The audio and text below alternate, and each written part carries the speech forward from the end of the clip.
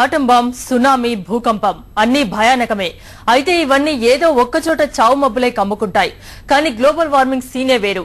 కొంచెం కొంచెంగా భూమి మొత్తాన్ని తన గుప్పిట బంధిస్తోంది. ఈ విషయం అందరికీ తెలిసిందే అయినా దీన్ని కాస్త సీరియస్ గా తీసుకున్నాడు ఒక హైదరాబాదీ. గ్లోబల్ వార్మింగ్ పై అవగాహనకు తన సమయాన్నంతా వెచ్చిస్తున్నాడు.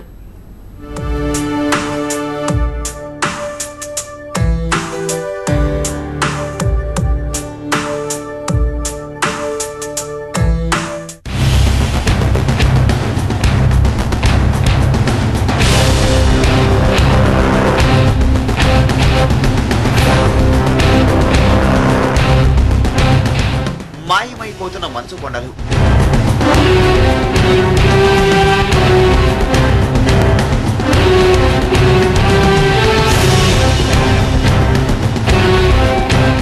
అంతరించిపోతున్న అడవులు,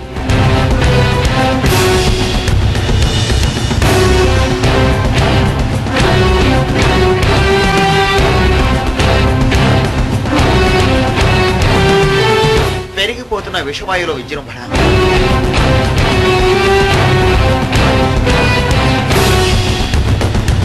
గ్లోబల్ వార్మింగ్ పెనుభూతంలా ప్రపంచాన్ని వణికిస్తోంది. ఒక్కో దేశాన్ని, ఒక్కో దీవిని మాయం చేసే పనిలో పడింది. కండిషన్ ఇలాగే కొనసాగితే ఇక్కడ ఒకప్పుడు మంచు పర్వతాలుండేవని పుస్తకాల్లో చదువుకోవాల్సి వస్తుందేమో.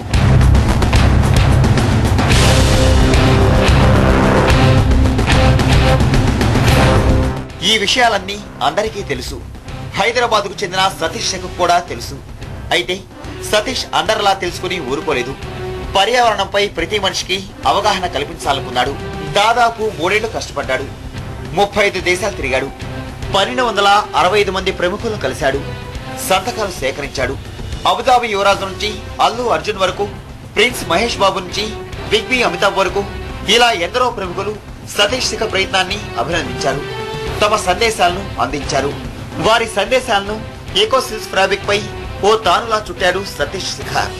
వచ్చే నెల 27న ఆర్కిటిక్ లో దీనిని ప్రదర్శించనున్నాడు. బేసికలీ ఇది ఓషన్ దగ్గర కాదు, ఓషన్ మీదనే. అది 4500 feet ప్లస్ ఫ్రోజన్ ఓషన్. అది ఓషన్ మీద వెళ్ళి అక్కడ దీన్ని ఈ world's longest eco silk fabric ని మన చాలా మంది సెలబ్రిటీస్, మన తెలుగు ఇండస్ట్రీ చాలా మొత్తం ఉన్నారు. అది అక్కడ ఫస్ట్ షోకేస్ చేయాలని.